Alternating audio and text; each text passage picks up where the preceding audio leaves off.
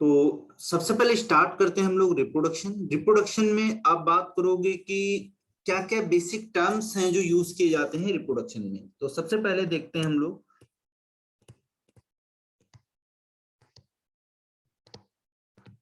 कुछ बेसिक चीजें, कुछ बेसिक बातें, कुछ basic introduction about the reproduction. तो अगर आपसे बोल रहा है कोई कि रिप्रोडक्शन में इवेंट्स कौन कौन से होते हैं, तो सबसे पहले देखेंगे हम इवेंट्स की जरा बात करेंगे कौन कौन से इवेंट्स होते हैं। तो एक लाइन यहां पर हम लोग लिखेंगे कि humans are sexually reproducing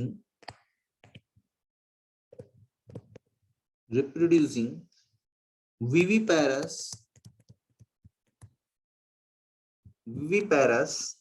individuals।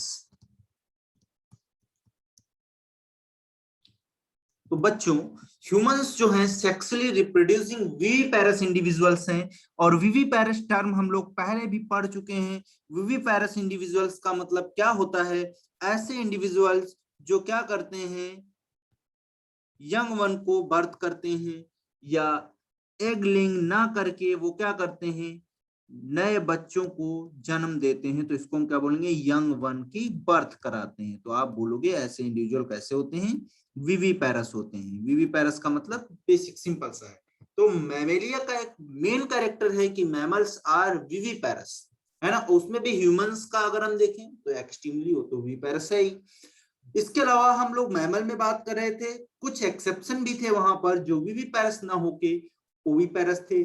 जैसे आप बात करोगे प्रोटोथीरियंस एनिमल्स की, मैमल्स की, तो वो रेप्टाइल्स और मैमल्स के बीच की कनेक्टिंग लिंक हैं, जिनके पास में रेप्टिलियन कैरेक्टर्स को भी देखा जा रहा था। तो आप बोलोगे यहां पर ह्यूमन के केस में, हम रिप्रोडक्टिव बायोलॉजी के केस में बात कर रहे हैं, तो केवल ह्यूमन के अंदर विविपेरस इंडिविजुअल्स जो होंगे वो विविपेरस होंगे, और यंग वंस बच्चों को जो है बर्थ करेंगे, यंग वन को, और सेक्सुअली रिप्रोड्यूस करेंगे, यानी कि सेक्सुअल रिप्रोडक्शन यहाँ पर देखने को मिलेगा।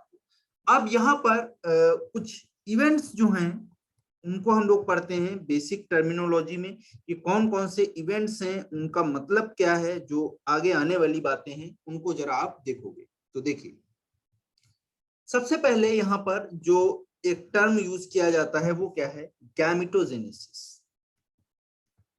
वन बाय वन हम लोग समझेंगे, बहुत ही सिंपल है। गैमेटोजेनेसिस, गैमेटोजेनेसिस का बेसिक मीनिंग क्या है, देखिए आप। गैमिट्स, गैमेटो मतलब गैमिट्स, तो अगर इसको हम अलग करें, इस टर्म का मतलब समझे, तो गैमेटो मतलब गैमिट्स, जेनेसिस मतलब फॉर्मेशन, यानी कि फॉर्मेशन ऑफ गैमिट्स को बच्चों हम क्या बोलेंगे, गैमेटोजेनेसिस। तो सिंपल मतलब हो गया, गैमेटोजेनेसिस का मतलब क्या है, फॉर्मेशन ऑफ, सिंपल मतलब क्या हुआ, फॉर्मेशन ऑफ गैमेट्स।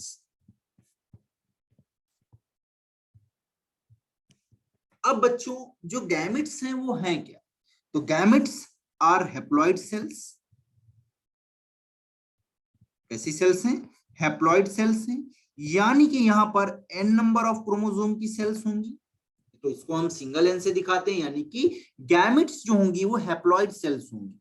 अब जो गैमेट्स का फॉर्मेशन हो रहा है वो मेल और फीमेल में अलग अलग तरीके का होगा, या आप बात करोगे बोलोगे जो गैमेटोजेनेसिस है वो दो तरीके से।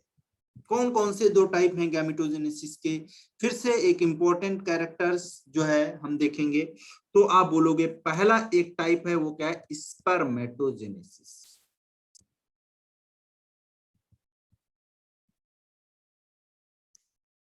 कौन सा है, स्पर्मेटोजेनेसिस। और बच्चों जो दूसरा है उसको आप क्या बोलोगे, oogenesis। क्या बोलोगे, oogenesis। तो दो टाइप्स हैं जो है गैमेट के फॉर्मेशन के, दो टाइप्स हैं, कौन कौन से, spermatogenesis and next one is the oogenesis। देखते हैं इस टर्म्स का मतलब क्या है। स्पर्मेटो, स्पर्मेटो का मतलब क्या है, अगर आप इसको यहां से देखोगे, स्पर्मेटो, स्पर्मेटो का मतलब है स्पर्म सेल्स, और जेनेसिस का मतलब फॉर्मेशन। इट मींस स्पर्मेटोजेनिस को हम बोल सकते हैं कि यहां पर क्या है, formation of sperms, formation of sperms. तो स्पर्म्स के फॉर्मेशन को आप क्या बोलोगे, स्पर्मेटोजेनेसिस। और बच्चों इनका नेचर कैसा होगा, मैंने पहले ही बोला कि ये हैप्लॉइड सेल्स हैं। आगे हम स्पर्मेटोजेनेसिस को डिटेल स्टडी करेंगे, लेकिन अभी केवल हम टर्मिनोलॉजी के केस में देख रहे हैं क्या क्या उनका मतलब है। तो फॉर्मेशन ऑफ स्पर्म्स यानी कि n नंबर ऑफ क्रोमोसोम के जो सेल्स होंगे स्पर्म्स बनेंगे, और ये किसके अंदर देखने को मिलेगा आपको, तो ये हम बोलेंगे formation of sperms in male individuals. तो ये मेल का सिंबल है, ऐसे ही हम दिखाएंगे। अब oogenesis की तरफ आते हैं। oogenesis का बेसिक मतलब क्या है बच्चों, ओ मतलब आपका एग, जेनेसिस मतलब फॉर्मेशन। तो आप बोलोगे यहां पर क्या हो रहा है, एग का फॉर्मेशन हो रहा है। तो एग का जब फॉर्मेशन होगा यहाँ पर, या फॉर्मेशन ऑफ एग होगा, उसको आप क्या बोलोगे, oogenesis। और ये बच्चों आपको फीमेल्स के अंदर देखने को मिलेगा, ठीक है। तो फॉर्मेशन ऑफ ओवम या फॉर्मेशन ऑफ स्पर्म्स जो आप देखोगे, तो ये क्या है, गैमेटोजेनेसिस के रिगार्डिंग हम बात करेंगे और इनको डिटेल स्टडी करेंगे, पूरा एक एक टॉपिक है आपके सिलेबस में प्रिस्क्राइब। अब आगे बढ़ते हैं। गैमेटोजेनेसिस के बाद में एक और जो है टर्म हम यूज करते हैं, वो क्या है, तो देखेंगे हम लोग दूसरा जो टर्म है बच्चों, वो है इंसेमिनेशन।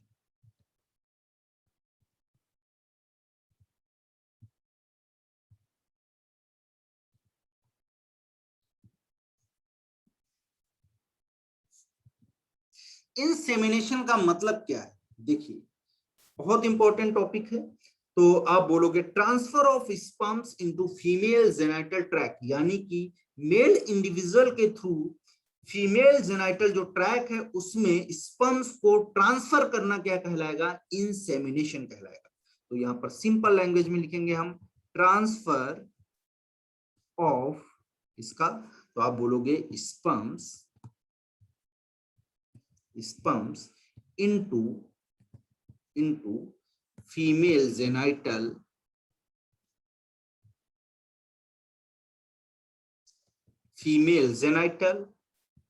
tract,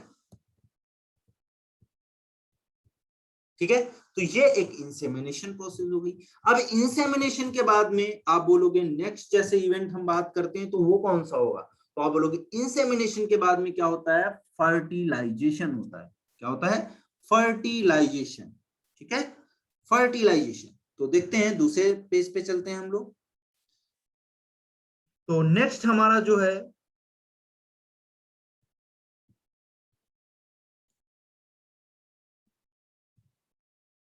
उसको हम क्या बोलेंगे, फर्टिलाइजेशन। टर्म फर्टिलाइजेशन का मतलब क्या है, ये प्रोसेस का मतलब क्या है, समझते हैं इसको बच्चों। तो फर्टिलाइजेशन का मतलब क्या है, fusion of male and female gametes. क्या बोलेंगे हम, fusion of male and female gametes. तो मेल और फीमेल जो गैमिट्स हैं उनके फ्यूजन को बच्चों हम क्या बोलते हैं, फर्टिलाइजेशन बोलते हैं। उनका जो प्रोन्यूक्लियस है उनके फ्यूजन को हम क्या बोलते हैं, दैट इज द फर्टिलाइजेशन, ठीक है।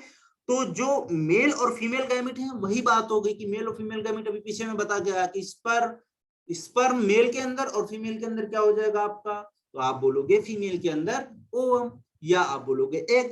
तो मेल और फीमेल का जो गैमेट्स का फ्यूजन है वही क्या है, फर्टिलाइजेशन है। अब देखिए जब फर्टिलाइजेशन हो गया, ये जैसे मान लिया हमने ये एग था, ये एग था, सिंपल एकदम है, कुछ नहीं है दिक्कत इसमें, बिल्कुल सिंपल है। और एग का फ्यूजन बच्चों किसके साथ हुआ, तो ये मैंने एक स्ट्रक्चर बना दिया इसका, स्पर्म का। दोनों का नंबर एन है, एन नंबर ऑफ यानी कि हैप्लॉइड, ये स्पर्म और ये ओवम। इन दोनों का आपस में मैंने बोला क्या होगा, मीटिंग होगा या फर्टिलाइजेशन होगा। और फर्टिलाइजेशन होगा तो बच्चों आप क्या बोलोगे कि यहाँ पर किसका फॉर्मेशन होगा, तो हमारा नेक्स्ट टॉपिक आ जाता है, वो कौन सा है, दैट इज द जाइगोट। क्या बोलोगे आप, क्या बन गया, जाइगोट। जाइगोट को भी हम डिटेल में पढ़ेंगे, डिटेल स्टडी करेंगे, समझेंगे जाइगोट में क्या होता है, एम्ब्रियोलॉजी में जाइगोट है क्या। तो इसको एक सिंपल लैंग्वेज में अगर आप बोलें एकदम, तो जाइगोट क्या है, सिंगल डिप्लॉयड टोटिपोटेंट सेल। बहुत इंपॉर्टेंट लाइन में लिख रहा हूं, समझिएगा इसको, सिंगल डिप्लॉयड यानी कि 2n नंबर ऑफ क्रोमोसोम। ये अभी बहुत इंपॉर्टेंट बात है, यहां पर n नंबर ऑफ क्रोमोसोम, ये देखिए आप, sperm n number chromosome, egg n number chromosome, लेकिन जो जाइगोट बना फर्टिलाइजेशन के बाद में वो क्या है, 2n नंबर ऑफ क्रोमोसोम। तो आप बोलोगे सिंगल डिप्लॉयड, और एक टर्म और मैं यहां पर ले रहा हूं, टोटिपोटेंट सेल। कई बार मैं आपको क्लास में भी सुना चुका हूं ये बातें, टोटिपोटेंट सेल्स क्या होती हैं, टोटिपोटेंट सेल्स। तो बच्चों टोटिपोटेंट सेल को आप कुछ मत याद रखो, याद रखिए आप मिल्क से, मैंने बताया है हमेशा क्लास में कि मिल्क से हम क्या बना सकते हैं, सब कुछ बना सकते हैं। कर्ड बना लिया हमने, स्वीट्स बना लिया हमने, उसी से हम क्या करते हैं, बटर भी निकाल लेते हैं। तो एक ही मटेरियल, और उससे देखिए आप अलग अलग प्रोडक्ट्स मिल रहे हैं हमें। तो वो सेल, जो एक ही सेल से बहुत डिफरेंट तरीके की सेल्स बन जाएं, उसको आप क्या बोलोगे, that are the totipotent cells. ये जाइगोट जो थी सिंगल सेल थी, माइक्रोस्कोपिक थी, लेकिन टोटिपोटेंट थी, मतलब यही आगे जाके इसी टोटिपोटेंसी की वजह से बॉडी के अंदर डिफरेंट डिफरेंट ऑर्गन्स का फॉर्मेशन होगा। तो आपको याद रखने का एक तरीका मैंने बताया कि आप मिल्क को याद रखो। मिल्क क्या है, टोटिपोटेंट नेचर का है। किस नेचर का है बच्चों, टोटिपोटेंट नेचर का है। अब जाइगोट बन गया, और जाइगोट बनने के बाद में आगे का प्रोसेस क्या होगा, तो अब हम एंटर कर जाते हैं एम्ब्रियोलॉजी में, और आगे जो हमारा जो प्रोसेस होगा उसकी बात करते हैं। तो जाइगोट के बाद में बच्चों क्या बनेगा, तो आप बोलोगे जाइगोट के बाद में फॉर्मेशन होता है ब्लास्टुला का। इसका ब्लास्टुला भी आ गया। ब्लास्टुला क्या है, तो ह्यूमन के केस में आप बोलोगे जाइगोट के अंदर डिविजन स्टार्ट होते हैं। तो यहां पर आगे चल के देखने को मिलेगा आपको फॉर्मेशन ऑफ ब्लास्टोसिस्ट।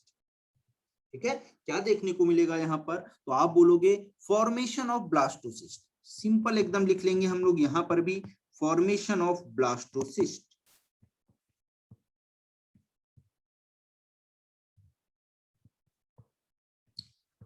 तो जो ब्लास्टोसिस्ट हैं उनका फॉर्मेशन होगा, यानी कि ब्लास्टुला स्टेज का ही टाइप्स होता है ब्लास्टोसिस्ट ह्यूमन के केस में, वो आगे हम लोग डिस्कस करेंगे एम्ब्रियोलॉजी में। लेकिन अभी आप ब्लास्टोसिस्ट समझिए कि एक ब्लास्टुला का स्टेज है। तो फॉर्मेशन ऑफ ब्लास्टोसिस्ट हुआ, कैसे होगा, तो अब आप बोलोगे जाइगोट में क्या हुए थे, डिवीजन हुए थे, और उन डिविजन्स को क्या बोलोगे, सेल डिवीजन। आप पढ़ चुके हो 11th में, तो आप बोलोगे formation of blastocyst by the mitotic division. कौन सा डिवीजन बच्चों, माइटोटिक डिवीजन। अब यहां पर बहुत इंपॉर्टेंट रोल हो जाता है आपके उस चैप्टर का, सेल डिवीजन का, क्योंकि यहाँ पर स्पर्मेटोजेनेसिस, oogenesis, या आगे जब आप पढ़ोगे एम्ब्रियोलॉजी, तो वहां पर आपको एक मोटा मोटा आइडिया होना चाहिए कि मियोटिक डिवीजन या माइटोटिक डिवीजन ये किस तरीके से होते हैं, क्या इनका प्रोडक्ट बनता है, क्या चीजें। तो माइटोटिक यहाँ पर आप बोल रहे हो कि यहाँ पर क्या होगा, formation of blastocyst by the mitotic division. तो हम लिख लेंगे यहाँ पर माइटोटिक डिवीजन की वजह से क्या हुआ, फॉर्मेशन ऑफ ब्लास्टोसिस्ट हुआ। ठीक है, अब जब माइटोटिक डिवीजन हुए, ब्लास्टुला से आगे जाके और डेवलपमेंट होगा, और डेवलप होके अब वो इसमें पहुंच जाएगा एम्ब्रियो की शेप में, और वो जाके क्या करेगा बच्चों, इम्प्लांट हो जाएगा। तो आगे जब हम बढ़ेंगे डेवलपमेंट चलता जाएगा।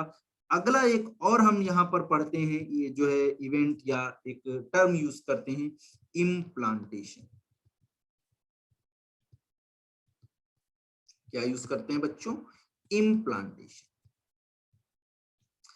इम्प्लांटेशन की जब भी आप बात करोगे, तो इम्प्लांटेशन का बेसिक मतलब क्या है, देखिए एक लाइन में समझना है हमें, अटैचमेंट ऑफ किसका, तो आप बोलोगे ब्लास्टोसिस्ट का। तो ब्लास्टोसिस्ट का जो अटैचमेंट होगा किसके साथ में, विद द यूटेराइन वॉल। तो जो यूट्रस की वॉल है जिसको आप बोलते हो एंडोमेट्रियम, यूटेराइन वॉल कौन सा होगा यहाँ पर, तो आप बोलोगे एंडोमेट्रियम। आगे हम पढ़ेंगे। तो एंडोमेट्रियम जो होगी, जो एंडोमेट्रियम होगी, ये एंडोमेट्रियम जो होगा इसकी वॉल से जाके जो आपका ब्लास्टोसिस्ट होगा वो अटैच हो जाएगा। कुछ इस तरीके का समझिए आप, ऐसे यहाँ पर ऐसे इस तरीके का स्ट्रक्चर होगा कुछ ऐसे। तो ये आपकी वॉल है, मान लीजिए ये यूट्रस की वॉल है, ये ऐसे, और यहीं पे आके बच्चों क्या होगा, यहीं पे आके ये आपकी फेलोपियन ट्यूब है, आगे सब कुछ मैं डिस्कस करूंगा। तो ये आपका जो जाइगोट आएगा, जाइगोट आगे आके ब्लास्टोसिस्ट में डेवलप हो जाएगा और फिर आके यहीं पे अटैच हो जाएगा, और इसी प्रोसेस को हम बच्चों क्या बोलेंगे, दैट इज द इम्प्लांटेशन। यही इम्प्लांटेशन है। Attachment of blastocyst with the uterine wall is known as, क्या बोलेंगे उसको, इम्प्लांटेशन। लगभग फर्टिलाइजेशन के 7 दिन बाद इम्प्लांटेशन हो जाता है ब्लास्टोसिस्ट का, जो है आपका एंडोमेट्रियम ऑफ यूटेराइन वॉल। ठीक है, अब भाई इम्प्लांट भी हो गया यूट्रस में, वो जाके अटैचमेंट भी हो गया उसका ब्लास्टोसिस्ट का। अब उसके बाद में क्या आएगा, डेवलपमेंट होगा, तो उसको हम क्या बोलते हैं, गैस्टेशन। तो इम्प्लांटेशन के बाद में आगे जब आप जाओगे तो आपको देखने को क्या मिलेगा, आप बोलोगे यहां पर क्या होगा, गैस्टेशन। तो नेक्स्ट हमारा जो इवेंट है वो कौन सा होगा, गैस्टेशन।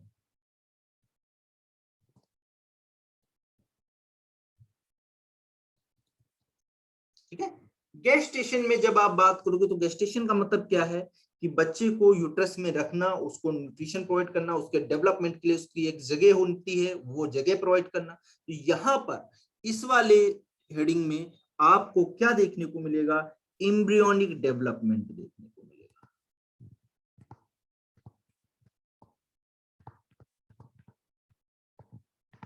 क्या देखने को मिलेगा बच्चों, एम्ब्रियोनिक डेवलपमेंट देखने को मिलेगा। अब डेवलपमेंट हो गया, मान लिए एम्ब्रियोनिक गेस्टेशन पीरियड एक होता है, तो मान लीजिए प्लस माइनस 9 मंथ के आसपास। ठीक है, 9 मंथ के आसपास होता है, ये 9 मंथ पूरे हो गए। अब 9 मंथ होने के बाद में क्या होगा, तो गेस्टेशन के बाद में अब जैसे एम्ब्रियोनिक डेवलपमेंट कंप्लीट होगा वैसे ही आप बोलोगे एक और प्रोसेस होता है जिसका नाम है पार्चुरेशन। क्या नाम है, पार्चुरेशन। तो पार्चुरेशन होगा, और पार्चुरेशन का बेसिक मीनिंग क्या है, बिल्कुल सिंपल समझना है। बेसिक मीनिंग क्या है इसका, तो बच्चों आप बोलोगे चाइल्ड का बर्थ होना, छोटे बच्चे का, बेबी का, यंग वन का बर्थ होना, चाइल्ड बर्थ होना क्या कहलाएगा, साइंटिफिक टर्मिनोलॉजी में पार्चुरेशन कहलाएगा। क्या कहलाएगा बच्चों, पार्चुरेशन कहलाएगा। ठीक है, very good.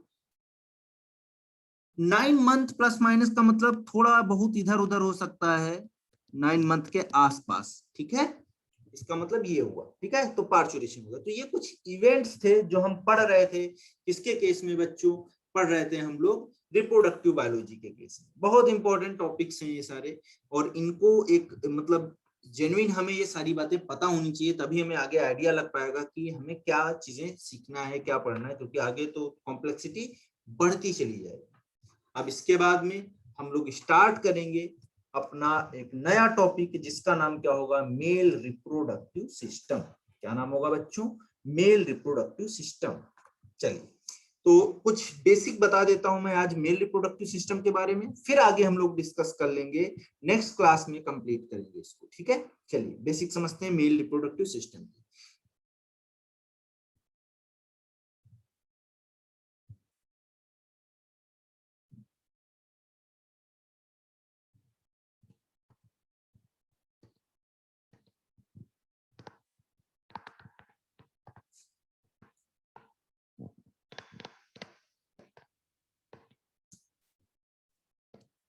Male reproductive system में सबसे पहला पॉइंट क्या है, देखिए मेल सेक्स ऑर्गन का लोकेशन क्या है। लोकेशन समझते हैं सबसे पहले, लोकेशन भी तो पता होना चाहिए। तो मेल सेक्स ऑर्गन्स का या मेल रिप्रोडक्टिव सिस्टम के जो ऑर्गन्स हैं उनका हम लोकेशन देखते हैं। तो आप बोलोगे male sex organs, male sex organs are located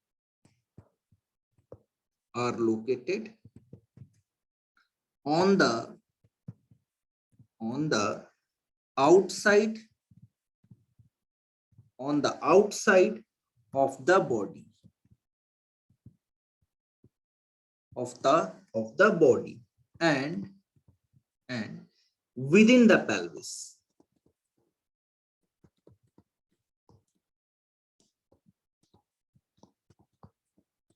तो बच्चों जो मेल सेक्स ऑर्गन होगा वो कहाँ लोकेटेड होगा?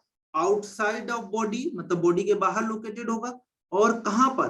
पेल्विस, जो आपका पेल्विस रीजन है वहां पर प्रेजेंट होगा। तो मोटा मोटा आइडिया हमारे ब्रेन में आ रहा होगा कि मेल रिप्रोडक्टिव ऑर्गन होगा क्या। तो देखिए, मेल रिप्रोडक्टिव ऑर्गन जब भी आप पढ़ते हो तो इनको कैटेगराइज किया गया है दो पार्ट में। क्या क्या है पार्ट? देखिए, पहला जो बच्चों है उसको आप बोलोगे प्राइमरी सेक्स ऑर्गन्स। क्या बोलोगे? Primary sex organ.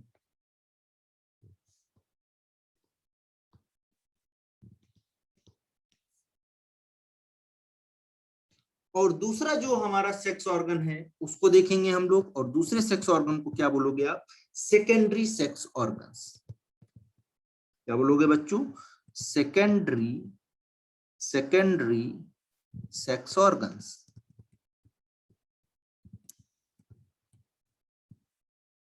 तो प्राइमरी सेक्स ऑर्गन हो गया, दूसरा सेकेंडरी सेक्स ऑर्गन हो गया, लेकिन इनके एग्जाम्पल भी हमें याद होने चाहिए, मस्ट है, क्योंकि याद नहीं होगा तो क्वेश्चन बनेगा, कैसे बनाओगे आप।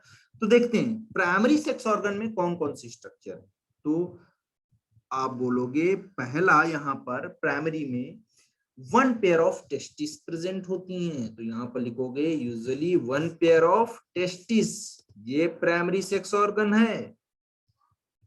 तो प्राइमरी सेक्स ऑर्गन जो है वो क्या है? One pair of testis in case of male. Position भी देख लेते हैं हम लोग इसी के साथ में। तो आप बोलोगे टेस्टिस जो है वो लोकेटेड कहां पर है? तो मैं बोलूंगा कि लाइन कहां प्रेजेंट है? Line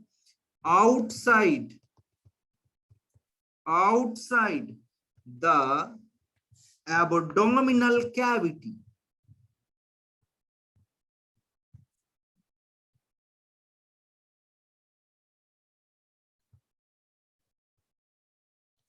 outside the abdominal cavity. तो क्या होगा? वन पेयर टेस्टिस जो होंगी लाइन करेंगी या सिचुएटेड होंगी outside the abdomen cavity and encloses in a sac-like structure or bag-like structure known as the scrotum. फिर से मैं रिपीट कर रहा हूं, one pair of testes lying outside the abdominal cavity and enclosed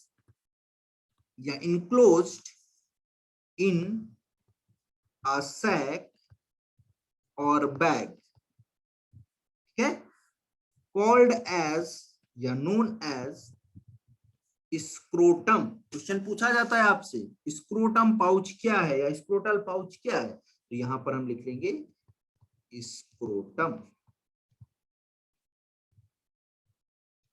बहुत इंपॉर्टेंट टॉपिक।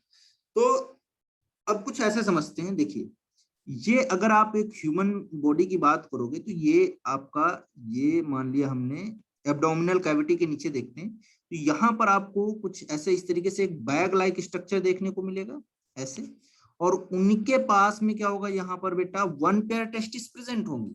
कुछ ऐसे structure को बना लेंगे हम, वन पेयर ये टेस्टिस प्रेजेंट होंगी, एक इधर और एक इधर।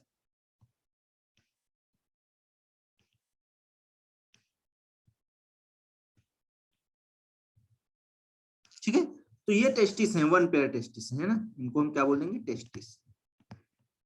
और टेस्टिस प्रेजेंट कहां पर? तो ये वाला जो है, ये कुछ जो स्ट्रक्चर है इसको क्या बोलेंगे? Scrotal pouch. क्या बोलेंगे?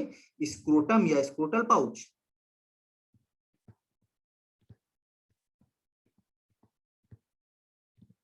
बहुत अच्छे समझ में आया होगा। ठीक है, अब देखिए बच्चों, ये तो हो गया प्राइमरी, ठीक है। चलिए अब देखते हैं हम सेकेंडरी सेक्स ऑर्गन में क्या क्या आएंगे। तो यहां पर मैं लाइन टू लाइन लिखते चला जा रहा हूं। सेमिनिफेरस ट्यूब्यूल,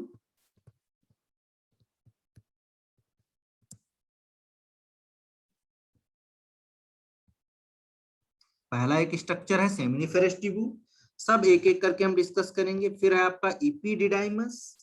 क्या बच्चों? इपीडिडाइमस। इपिडिडाइमस के बाद में बच्चों दूसरा कौन सा स्ट्रक्चर है, तो आप बोलोगे इपिडिडाइमस के बाद में स्पर्म डक्ट,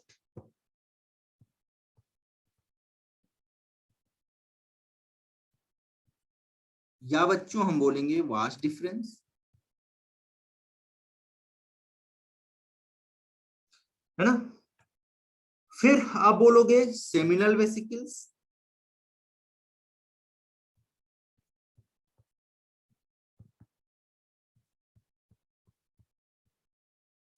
फिर सेमिनल वेसिकल के बाद में बच्चों प्रोस्टेट ग्लैंड,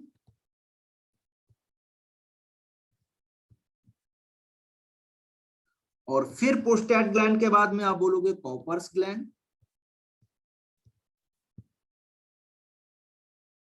कॉपर्स ग्लैंड्स के बाद में आप बच्चों बोलोगे पेनिस। ये डायरेक्टली रोल तो पार्टिसिपेट नहीं करते हैं, लेकिन क्योंकि प्राइमरी वही है जो क्या करेगा, स्पर्म्स को बनाए, तो इसीलिए उसको मेन रोल जो है स्पर्म ही नहीं होगा तो वो आइडेंटिटी खत्म हो गई मेल की। तो मेल जो आपका प्राइमरी सेक्स ऑर्गन होगा वो टेस्टिस होगा, जहां से गैमेट्स का फॉर्मेशन होगा। कोई भी हो, मेल या फीमेल हो, जहां से गैमेट्स का फॉर्मेशन होगा वो प्राइमरी होगा, और उसको हेल्प करना रिप्रोडक्शन में जिन ऑर्गन्स के थ्रू बाकी काम होंगे उनको हम सेकेंडरी सेक्स ऑर्गन बोलते हैं, क्योंकि अगर स्पर्म ही नहीं होगा तो इनका कोई रोल फिर रह नहीं जाएगा खास। तो ये आपको ध्यान रखना है, इस बात को, बहुत इंपॉर्टेंट बात है ये, इसको ध्यान रखना है।